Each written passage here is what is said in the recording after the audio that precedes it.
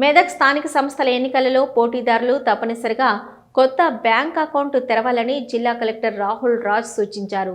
Medak MC nomination కేంద్రాన్ని పరిశీలించిన ఆయన నామినేషన్ పత్రాలను క్షుణ్ణంగా పరిశీలించాలని అధికారులకు ఆదేశించారు.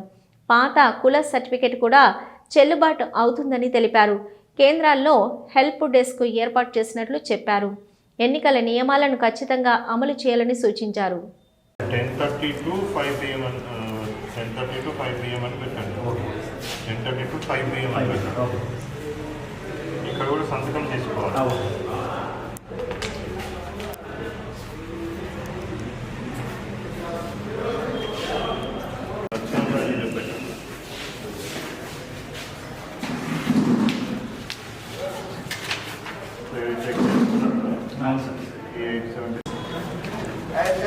ఎవరు నామినేషన్ పేపర్కి వాళ్ళు ఏమేమి ఇచ్చిందో అది దీంట్లోనే ఉండాలి.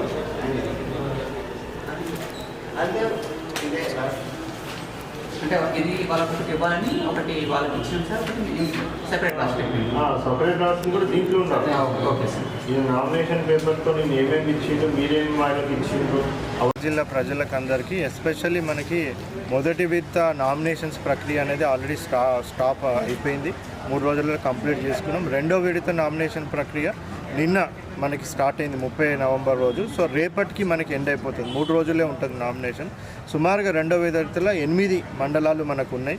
సో మెదక్, రామాయంపేట, మళ్ళీ మనకి నిజాంపేట, శంకరంపేట 6 మెదక్ రెవెన్యూ డివిజన్ పరిధిలో, అదేవిధంగా తూప్రాన్, మనోరాబాద్, నార్సింగి, మళ్ళీ మనకి చేగుంట, తూప్రాన్ రెవెన్యూ డివిజన్ పరిధిలో ఈ టోటల్ 8 మండలాల్లో ఉన్న అందరు గ్రామ పంచాయతీలు, సర్పంచులకు, అదేవిధంగా వార్డు మెంబర్లకు కూడా ఎన్నిక జరుగుతూ ఉంది.